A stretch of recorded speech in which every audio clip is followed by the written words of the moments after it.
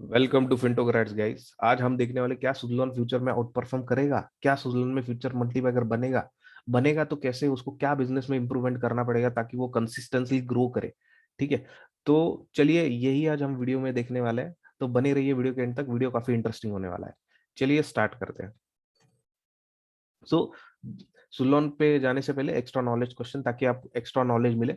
जो भी कंपनीज होते हैं उनके अगर अगर पी रेशियो जो है वो लो रहा, तो वो कंपनी अच्छी है, सस्ती है। चलो वीडियो के एंड तक बने रहिए, आपको आंसर मिल जाएगा। चलिए स्टार्ट करते हैं। पहले हम बिजनेस स्कोप देखेंगे, बिजनेस फ्यूचर कैसा है तो ओवरऑल, और फिर सुजलॉन पे जाएंगे। ओवरऑल देखिए तो रिन्यूएबल एनर्जी ये नीड ऑफ टाइम है, क्योंकि पॉल्यूशन बहुत ज्यादा बढ़ रहा है, ग्लोबल वार्मिंग बहुत ज्यादा हो रहा है। तो रिन्यूएबल एनर्जी मस्ट है। तो रिन्यूएबल एनर्जी पे ज्यादा फोकस कर रहे हैं सभी कंट्रीज, खास करके इंडिया बहुत ज्यादा फोकस कर रही है ताकि पॉल्यूशन और ग्लोबल वार्मिंग कम हो। ठीक है, रिन्यूएबल एनर्जी में मेजर जो है वो सोलर और विंड है। सो सोलर में सोलर पैनल और विंड टरबाइन, ये दोनों बनाता है सुजलॉन, लेकिन मेजर जो उसका रेवेन्यू सोर्स है वो विंड टरबाइन। तो आज हम सिर्फ बेसिकली विंड टरबाइन पे ज्यादा फोकस करेंगे। यहाँ पे देख सकते हैं विंड एनर्जी का डिमांड 60 गीगावाट से 140 गीगावाट होने वाला है 2022 से 2030 तक के बीच तक। ठीक है, यानी आप सोच सकते हो कि ऑलमोस्ट डबल से भी ज्यादा होने वाला है डिमांड। अगर विंड एनर्जी का डिमांड डबल से भी ज्यादा हो रहा है, यानी विंड टरबाइन का डिमांड भी डबल से ज्यादा होने वाला है। बट ऑब्वियस है, यानी आप सोच सकते हो कि बिजनेस स्कोप कितना बड़ा है। ठीक है, तो अभी पहले हम बिजनेस साइकिल देखते हैं। ये बिजनेस साइकिल का ग्राफ है। तो ये फर्स्ट स्टेज जो होता है वो लॉन्च, जस्ट बिजनेस लॉन्च हो चुका है, उसमें ग्रोथ इतनी ज्यादा नहीं रहती है। ये ग्रोथ स्टेज है, इसमें बहुत ज्यादा ग्रोथ होती है। शेकआउट स्टेज में इधर भी ग्रोथ अच्छी होती है, लेकिन एक लेवल पे आ जाती है जहाँ पे ग्रोथ रुक जाती है। और मैच्योरिटी बोले तो यहाँ पे ग्रोथ नीचे जाने चालू हो जाती है, और डिक्लाइन स्टेज में प्रोडक्ट एब्सोल्यूट हो जाता है। ठीक है, बिजनेस यानी लास्ट लेवल पे आता है जहाँ पे कंपटीशन बहुत ज्यादा होती है। मैच्योरिटी लेवल से कंपटीशन बहुत ज्यादा होने लगती है, और डिक्लाइन लेवल में वो कंपटीशन इतनी ज्यादा हो जाती है कि वो डिमांड कम हो जाता है। लेकिन अब हम रिन्यूएबल एनर्जी का डिमांड देखते हैं, तो रिन्यूएबल एनर्जी जस्ट स्टार्ट हो चुकी है। ठीक है, इसका बिजनेस को बहुत ज्यादा है, अभी जस्ट ग्रोथ स्टेज में है। तो आप सोच सकते हो इसका बिजनेस ग्रोथ कितनी होने वाली है आगे चल के। ध्यान में रखिए, क्योंकि अभी हम ज्यादा से ज्यादा 25 to 30%, 20% जो है वो रिन्यूएबल एनर्जी से आ रहा है एनर्जी। ठीक है, तो आगे चल के कितनी ज्यादा ग्रोथ है आप ध्यान में रखिए, बहुत ज्यादा ग्रोथ है। तो ये आप देख सकते हो बिजनेस साइकिल ग्राफ से। चलिए आगे बढ़ते हैं। अब सुजलॉन के फाइनेंशियल देखिए। सुजलॉन की फाइनेंशियल अगर देखेंगे आप, 2021 में जो है वो 3,345 करोड़ का रेवेन्यू किया है। और उसने ऑपरेटिंग मार्जिन बोले तो टैक्स और इंटरेस्ट के पहले जो भी प्रॉफिट होता है वो उसे बोलते हैं ऑपरेटिंग प्रॉफिट। ठीक है, ऑपरेटिंग प्रॉफिट देखा जाए तो 537 करोड़ था। और नेट प्रॉफिट आफ्टर इंटरेस्ट और टैक्स जो जाने के बाद जो बचता है वो नेट प्रॉफिट होता है, तो वो 100 करोड़ था। तो ठीक ठाक किया था 2021 में। लेकिन 2022 में लगभग डबल हुआ था रेवेन्यू उसका, लगभग डबल था, 6,581 करोड़ किया था। और ऑपरेटिंग मार्जिन भी आप देख सकते हैं, लगभग 80 से 90% ग्रोथ किया है उसने ऑपरेटिंग मार्जिन। तो बहुत ही अच्छी ग्रोथ है। लेकिन उसके ऊपर ज्यादा डेट रहने से, कर्जा लोन जो है वो ज्यादा रहने से, उसको इंटरेस्ट ज्यादा पे करने की वजह से यहाँ पे आपको लॉस दिखाई दे रहा है, जो -166 करोड़ का है। ठीक है, और यही आप ये अभी जो आने वाला साल है उसमें देख सकते हो कि 7,000 से 7,500 के बीच में रेवेन्यू बन सकता है सुजलॉन का। और ऑपरेटिंग मार्जिन जो है वो 950 करोड़ से 1,200 करोड़ बन सकता है। हमने लोवेस्ट जो है वो ले लिया है। ठीक है, सो ऑपरेटिंग मार्जिन लगभग आप देख सकते हो 5 से 10 गुना बढ़ सकता है। और ये जो प्रॉफिट है, ये फर्स्ट क्वार्टर में सुजलॉन ने एक एसेट जो है वो सेल किया था, तो उसकी वजह से उसको 2,200 करोड़ 2,250 करोड़ का प्रॉफिट हुआ था। तो अगर हम वो एसेट का सेल निकाल दे तो एक्चुअल प्रॉफिट फर्स्ट क्वार्टर में 2023 के उसको लगभग 7 करोड़ हुआ है। ठीक है, तो ये रहा सुजलॉन के फाइनेंशियल्स। चलिए देखते हैं, अगर सुजलॉन को मल्टीबैगर बनना है फ्यूचर में तो उसको क्या करना पड़ेगा। तो चलिए देखते हैं, सुजलॉन को सबसे पहले जो है अपना डेट जो है वो रिड्यूस करना पड़ेगा।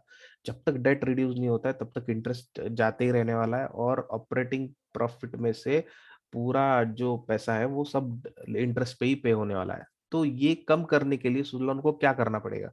सो एग्जिस्टिंग जो डेट है सुजलॉन पे वो 6,470 करोड़ का है, ध्यान में रखिए, ये बहुत ही ज्यादा है। ठीक है। सो अब सुजलॉन क्या कर रहा है, ये डेट जो है वो रिड्यूस करने के लिए सुजलॉन क्या कर रहा है, पहले हम वो देखेंगे। सुजलॉन जो है अभी अपना जो 3,500 करोड़ का डेट जो है जो एसबीआई के पास है, सो वो रिड्यूस करना चाहता है, वो कम करना चाहता है पूरी तरह। कैसे? वो अपना 5% इक्विटी जो है वो बैंक को ऑफर कर रहा है। अगर ये डील फाइनलाइज सेटल हो जाती है तो सुजलॉन का 3,500 करोड़ जो डेट है वो सीधा सीधा कम हो जाएगा। नेक्स्ट है, अभी जस्ट ये लेटेस्ट न्यूज है, बोर्ड से 1,200 करोड़ फंड रेस किया है उन्होंने, करने वाला है, सॉरी, करने वाला है। तो वो कैसे? वो राइट इशू करने वाला है। सो राइट इशू करके वो 1,200 करोड़ जो है वो फंड रेज करने वाला है। 2023 तक ये होने वाला है। ठीक है। नेक्स्ट है, कंपनी अपने जो भी नॉन कोर एसेट है वो सेल करने वाला है, और उससे जो भी अमाउंट रेज होगा उससे डेट कम करने वाला है। उसके बाद जो है 3,000 करोड़ का जो लोन है सुजलॉन का, वो ऑलरेडी रीफाइनेंस हो चुका है आरईसी से और आईआरडी से। तो इससे क्या हो रहा है, सुजलॉन को अभी टाइम मिलेगा जो लोन है वो रीपे करने के लिए। 3,000 करोड़ का लोन है, वो टाइम मिलेगा उसको रीपे करने के लिए। चलिए, ठीक है, अगर सुजलॉन ये सब चीजें बराबर से सेट करता है तो डेफिनेटली सुजलॉन का जो डेट है वो अच्छा खासा कम हो जाएगा, और आने वाले समय में सुजलॉन के पास लोन कम होने से कैश फ्लो बहुत ज्यादा होगा। ठीक है। चलिए आगे बढ़ते हैं। नेक्स्ट है, सुजलॉन को ऑपरेटिंग मार्जिन इंप्रूव करना पड़ेगा।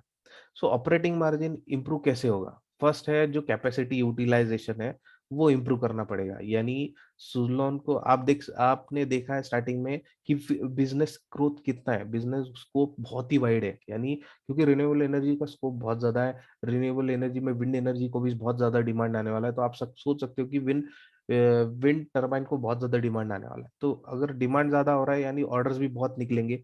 ऑर्डर बहुत निकलेंगे तो अगर सुजलॉन ने अच्छा खासा बिजनेस कंसिस्टेंटली वर्क किया तो उसका ऑर्डर भी अच्छे मिलेंगे। अगर ऑर्डर ज्यादा मिलेंगे तो उसकी कैपेसिटी फुल्ली यूटिलाइज होगी। अगर फुल्ली यूटिलाइज होगी तो लो कॉस्ट लगती है। ठीक है। सो ये फर्स्ट उसको काम करना पड़ेगा। सेकंड है, जो हाई मार्जिन प्रोजेक्ट्स रहते हैं सिर्फ उस पे बिड लगाना है, ताकि उसको अच्छा से अच्छा ऑपरेटिंग प्रॉफिट मिले। ठीक है। थर्ड है, उसको जो प्रोजेक्ट्स नए नए जो प्रोजेक्ट्स आएंगे उसमें डेट ना ले, और जो भी एग्जिस्टिंग पैसा आ रहा है प्रॉफिट से वो वर्किंग कैपिटल में, जो भी वर्किंग कैपिटल है वो उसमें लगाए, ताकि जो डेट है वो ना बढ़े, डेट कम होते जाए। ठीक है। अगर ये तीन चीज अगर ये सुजलॉन फॉलो करता है तो डेफिनेटली ऑपरेटिंग मार्जिन का अच्छा खासा इंप्रूव होगा। ठीक है। अगर सुजलॉन ये दो चीजें करता है तो डेफिनेटली सुजलॉन मल्टीबैगर बन सकता है आने वाले समय में, क्योंकि बिजनेस को बहुत ही वास्ट है, ध्यान में रखिए। चलिए, जो स्टार्टिंग में आपको क्वेश्चन पूछा गया था कि पी कम होने से क्या वो कंपनी अच्छी होती है, सस्ती होती है, तो इसका जवाब है नहीं। क्यों नहीं? क्योंकि कंपनी, अगर समझो एक एग्जांपल लेते, कंपनी अगर अपना लैंड जो है वो सेल करती है तो वो अदर इनकम में आ जाता है और वो अर्निंग्स में दिखता है। अर्निंग्स में दिखने के कारण कंपनी का प्रॉफिट बहुत ज्यादा दिखता है। कंपनी का प्रॉफिट दिखने से पी रेशियो कम हो जाता है। अब इससे अगर पी रेशियो कम होता है तो कंपनी अच्छी है क्या? नहीं। कंपनी का पी रेशियो किससे कम होना चाहिए? उसके ऑपरेटिंग, जो ऑपरेशंस करता है उससे कम होना चाहिए। यानी जो भी वो कंपनी बिजनेस कर रही है उससे अगर सेल होता है, सेल में से जो भी बचता है वो प्रॉफिट होता है, और वो प्रॉफिट से अगर पी रेशियो कम होता है तो वो कंपनी अच्छी कहलाई जाती है। चलिए, अगर वीडियो आपको अच्छा लगा हो तो वीडियो को सब्सक्राइब लाइक डेफिनेटली कीजिए, और डेफिनेटली बेल आइकॉन पे प्रेस करना भूलिए मत। Thank you.